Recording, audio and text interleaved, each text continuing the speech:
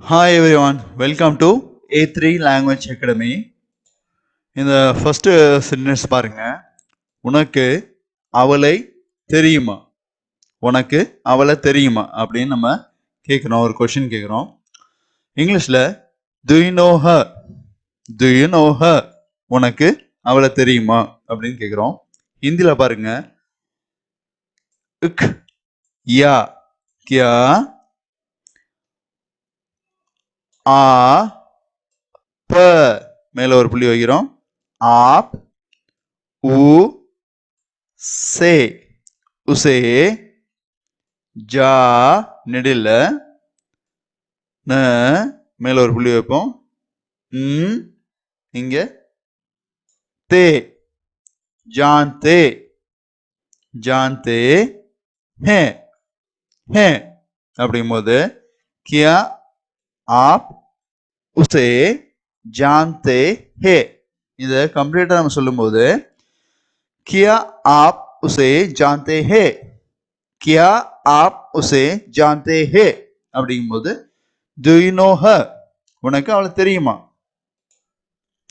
இந்த இதில் பாருங்க, இதில் வந்து இந்த தெரியுமா அப்படிங்கிறத இங்க வந்து நம்ம KNOW நோ நோ அப்படின்னு நம்ம இங்கிலீஷ்ல சொல்றோம். ஹிந்தியில இந்த சென்டென்ஸ்ல வரல பார்த்தீங்கன்னா ஜான்தே ஜான்தே அப்படின்னா நோ தெரியுமா அப்படின்னு அர்த்தம்.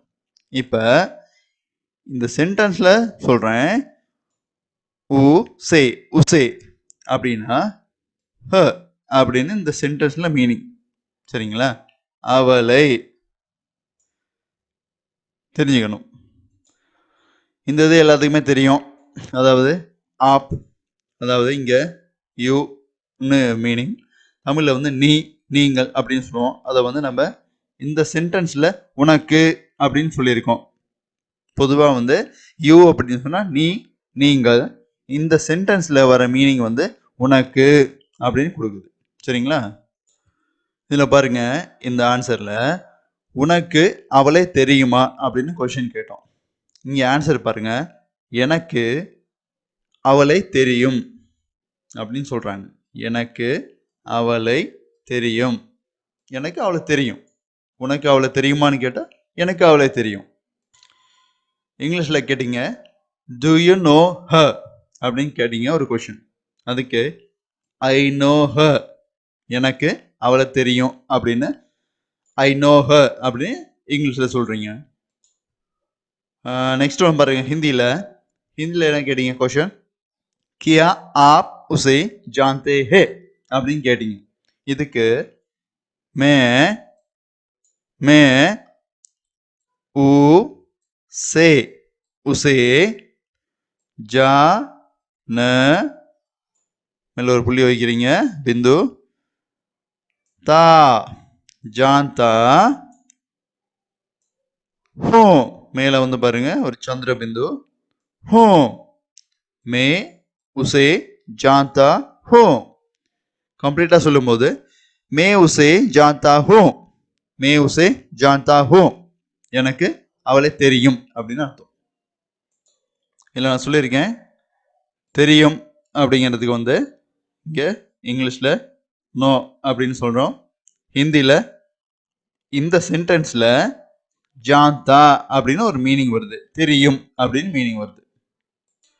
ஸோ இந்த கொஸ்டின் பாருங்க, நீங்கள் எப்போது வருகிறீர்கள், நீங்க எப்போ வாரீங்க, நீங்க எப்போ வாரீங்க அப்படின்னு கேட்குறாங்க.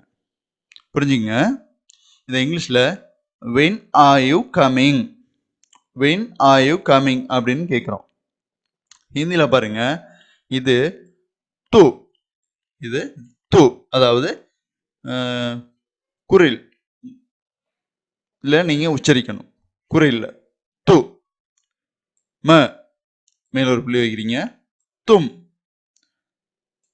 க ப மேல ஒரு புள்ளி வச்சோம் கப் கப் ஆ ர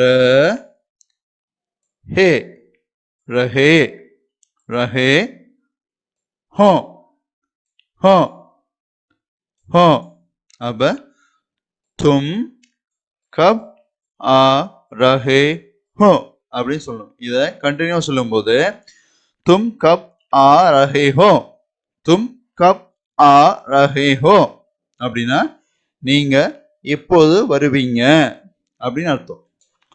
இதுல பாருங்க, இந்த எப்போது இந்த சென்டென்ஸ்ல எப்போது அப்படின்னு வர்றதுக்கு இங்கிலீஷ்ல நம்ம வென் அப்படின்னு யூஸ் பண்ணுவோம். வென் அப்படின்னு. ஹிந்தியில கப் கப். இந்த சென்டென்ஸ்ல உள்ள மீனிங் வந்து கப் அப்படின்னா என்னைக்கு எப்போது அப்படின்னு கேட்கறது அர்த்தம். புரியுதுங்களா? இதில் பாருங்க, நாம ஏற்கனவே கொஷின் கேட்டிருந்தோம். நீங்க எப்போது வருகிறீர்கள், வருவீங்க, நீங்க எப்போ வருவீங்க அப்படின்னு கேட்டிருந்தோம். அதுக்கு பதில் வந்து நான் திங்கள் கிழமை வருகிறேன். ஒரு கிழமையை மென்ஷன் பண்றாங்க. நான் திங்கக்கிழமை வரேன் அப்படின்னு சொல்றாங்க. நான் திங்கக்கிழமை வருகிறேன் அப்படின்னு சொல்றாங்க. இதே வந்து இங்கிலீஷ்ல when are you coming, எப்போ வருவீங்க, when are you coming. இதுக்கு I am coming on Monday, I am coming on Monday.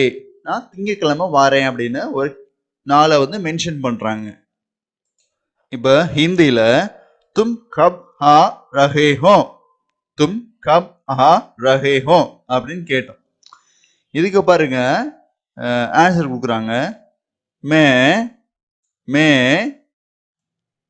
இது சோ சோ, இது ம மேல ஒரு புள்ளி பிந்து வைக்கிறோம்.